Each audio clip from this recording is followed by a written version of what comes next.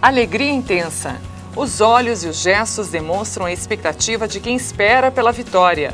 Uma vitória que passa a ser pessoal para muita gente. Por alguns instantes, milhões de brasileiros esquecem a tristeza e problemas para viver uma única emoção: vencer o jogo contra um adversário comum. Neste momento, somos todos um. Não há espaço para sentimentos depressivos ou de tristeza. Mas por quanto tempo a sensação de euforia vai durar para algumas pessoas? Olá, tudo bem? Estamos vivendo momentos de intensa adrenalina, onde o assunto que domina as rodas de conversa é a Copa do Mundo. Para muitas pessoas, nem toda a emoção e alegria vividas com a participação do Brasil no maior campeonato de futebol do mundo faz sentido. Essas pessoas fazem parte de um grupo que luta contra uma doença que está se tornando cada vez mais popular entre crianças, jovens e adultos. Depressão é o tema do Medicina e Saúde, que começa agora. O pior momento, eu acho que foi a minha primeira crise. O dia que eu arrumei todas as minhas malas e falei, não, eu vou embora, não vou mais ficar aqui. O momento assim que eu tive pensei que eu fosse desistir de tudo. A depressão é hoje considerada um mal do século. Por quê? Hoje, estima-se que seja o segundo lugar entre as doenças que causam incapacidade por trabalho.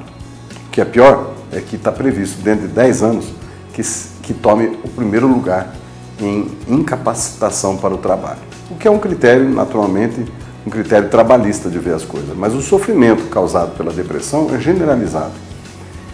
O que acontece é que a depressão muitas vezes, aliás, na maioria das vezes, ela não é reconhecida. Muitas vezes pelo próprio paciente que sofre, ou pelos familiares, ou até mesmo muitas vezes por alguns médicos. Porque ela se apresenta muitas vezes de um modo muito complexo, através de uma expressão que a gente chama de mascarada. A depressão nem sempre aparece como sintomas clássicos, como tristeza, a crise de choro, a vontade de morrer, ou a falta de vontade de viver, que seja, ou o desejo de sumir, não é? De mudar de vida, de mudar alguma coisa que está ruim. Há menos de um ano, a estudante de jornalismo Cassiane Souza percebeu que algo não estava bem. Habitualmente alegre e animada, Cassiane passou a se isolar em casa e sentir uma tristeza profunda, cuja causa não consegui identificar. Há quanto tempo você está em tratamento e como é que começou todo esse processo? Estou em tratamento há mais ou menos 2 meses e esse processo começou assim meio conturbado, para falar a verdade, até você encontrar o caminho certinho para você se tratar, tomar um medicamento, encontrar um profissional certo. Eu confesso que é meio complicado, é muito difícil. Eu comecei a sentir os sintomas assim, de depressão no finalzinho do ano passado, no finalzinho de 2009, mas isso agravou mesmo no começo desse ano, que foi quando eu procurei ajuda médica pela primeira vez. Quando você percebeu que realmente você estava com problema? Acho que o primeiro sintoma assim, que você sente é o desânimo. Você sente um desânimo assim, com as coisas corriqueiras que você costumava fazer, como acordar cedo, ir para a faculdade, sair com os amigos, você começa a desanimar. Em isolamento, assim, você sente uma enorme vontade assim, de ficar sozinho. O médico psiquiatra explica as causas da depressão, lembrando que cada paciente tem uma história diferente, que requer um tratamento específico. Sempre é muito complicado para qualquer profissional e até mesmo para nós médicos psiquiatras abordarmos o assunto depressão. Isso porque é um assunto muito amplo, muito complexo e que sempre causa alguma dificuldade de compreensão. É importante que o grande público saiba que depressão não é uma forma única de manifestação de um problema, né? Nós podemos dividir de uma forma grosseira a depressão em 3 tipos, para ficar mais fácil de compreender. Então, o primeiro tipo de depressão, que é o que nós chamamos de depressão orgânica, depressão biológica, ela é causada pela diminuição da concentração, da produção de uma substância que chama serotonina no cérebro. Então, além da serotonina, tem noradrenalina, dopamina, tem outros, mas a serotonina é a mais importante. Então, automaticamente, com a diminuição, com a queda da serotonina, ocorre o aparecimento desses sintomas que, no total deles, se configura o diagnóstico de depressão. Ela tem múltiplas causas. A gente sempre percebe que o paciente com um quadro desses, ele Tem alguns antecedentes familiares, muitas vezes, o que cada vez está perdendo mais o valor, porque como a depressão está se tornando muito generalizada, é difícil alguém dizer que não tem um quadro de depressão na família, mesmo os que não procuram um médico. Ainda mais que para procurar um psiquiatra o pessoal resiste bastante, porque confunde a procura pelo psiquiatra como coisa de maluco, né? Coisa de louco. E na verdade não é. A psiquiatria é uma especialidade médica que trata de doenças emocionais e também de mentais. E as doenças mentais, a loucura, como ela é dita vulgarmente, ela não é a maioria das doenças que o psiquiatra trata, não, é até a minoria. A maioria mesmo são as depressões, as compulsões, os distúrbios emocionais. A depressão é uma doença que se caracteriza por afetar o estado de humor da pessoa, deixando-a com um predomínio anormal de tristeza. Todas as pessoas, homens e mulheres de qualquer faixa etária, podem ser atingidas. Porém, mulheres são 2 vezes mais afetadas que os homens. Em crianças e idosos, a doença tem características particulares, sendo a sua ocorrência em ambos os grupos também frequente. Existe um segundo tipo de depressão, que é a depressão reacional. Quer dizer, os sintomas depressivos, a tristeza, a angústia, a melancolia, a raiva, a ansiedade, a angústia, aparece em função de alguma situação que a pessoa esteja vivendo. Por exemplo, morte na família, doença, desemprego, separações. Então, qualquer situação triste que possa estar acontecendo na vida daquela pessoa pode causar o aparecimento de sintomas depressivos, que nesse caso a gente chama de depressão reativa. Nesse caso específico, é onde basicamente não precisa se usar a medicação. É fácil o telespectador compreender. Imagine uma mãe que perdeu um filho. A perda do filho automaticamente vai gerar uma tristeza, vai gerar uma angústia, vai gerar toda aquela agonia daquela mãe. Mas em compensação não adianta eu ficar dando medicamento para ela, porque a medicação não vai tirar essa angústia, esse desespero, essa agonia que a mãe está sentindo. Porque se isso acontecesse, a medicação seria um milagre, ela seria milagrosa. Então, o sofrimento, a angústia que a mãe está passando, ela vai precisar passar. Ela vai até o ponto dela superar aquela dor, dela compreender, ou dela aprender a conviver melhor com aquela perda. No sexo masculino, a depressão se apresenta como irritabilidade, como mau humor, como agressividade, como, enfim, como incapacidade para tomar decisões, né? E na mulher a mulher já é mais dengosa, mais chorosa, mais melancólica. Então, muitas vezes é mais fácil de diagnosticar a depressão na mulher. Na verdade, ambos os sexos são atingidos em praticamente igual proporção com respeito a essa doença que é o mal do século. O que acontece é que o homem, ele nega mais, ele se entrega menos, interpretado como se fosse uma falta de caráter, falta de virilidade, falta de força de personalidade, de força de vontade, etc. Tem gente que diz isso também a respeito das mulheres. A gente vê muito falando, não, a minha mãe ou a minha família acha que é frescura. Mas a pessoa perdeu a alegria de viver.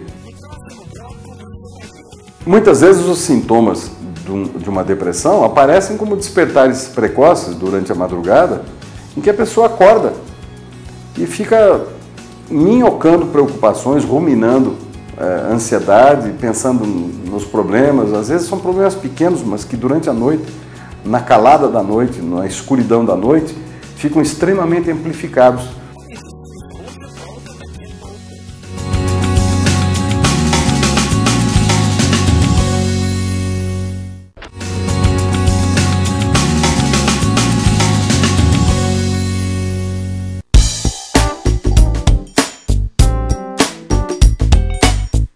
E aí, doutor, é verdade que antidepressivo causa dependência? Então, Ademar, com referência à sua pergunta, se o antidepressivo pode causar dependência, nós podemos dizer que sim, é um nível de dependência baixo, né? Diferente dos calmantes, das medicações faixa pretas, né? Enfim. Mas ainda assim pode causar dependência, ainda que seja uma dependência leve, uma dependência moderada. Mas o que ocorre normalmente é assim: o uso do antidepressivo ele tem um começo, um meio e um fim, né? Não se deve usar uma medicação antidepressiva de uma forma indeterminada, né, sem um tempo para parar. É uma retirada lenta, né, que se houver, se a gente perceber que o paciente não está ainda no momento adequado de se retirar a medicação, logo a gente vai perceber e logo vai voltar a dose que a pessoa estava usando. Então, a gente tem que estar tentando, a gente tem sempre que tentar retirar a medicação, porque é a única forma de saber se o próprio cérebro já está conseguindo manter uma concentração de serotonina adequada sem a necessidade da medicação. Para um dos maiores especialistas em depressão no país, o psiquiatra mineiro Miguel Chalub, o homem não aceita mais ficar triste. E vai além. Diz que hoje qualquer tristeza é tratada como doença psiquiátrica e que a tendência é recorrer aos remédios ao invés de encarar o sofrimento. Será que as pessoas que sofrem com a depressão concordam com ele? E os médicos? O que dizem a respeito? Eu acredito que no meu caso a depressão ela não chegou de um momento para outro. Ela é resultado de um processo que eu vinha passando já desde 2006. Começou com um problema de crise econômica na minha empresa, acabou evoluindo para um problema no coração, pelo qual fui 3 vezes para a UTI, acabei passando por um procedimento cirúrgico em Curitiba e mais tarde desencadeou em mim a síndrome do pânico. Só depois disso é que eu acredito que o quadro tenha evoluído para a depressão. Numa depressão orgânica, que é aquela que nós tratamos, a vida da pessoa está tudo normal, não tem nenhuma alteração, não tem nenhum problema financeiro, um problema familiar, social, problema conjugal, não existe e de repente, sem motivo nenhum, a pessoa entra naquele quadro grosseiro, aquele quadro horrível de depressão. Então esse é um quadro, é uma situação em que nós chamamos de depressão orgânica. Nesse caso, tem a necessidade da medicação.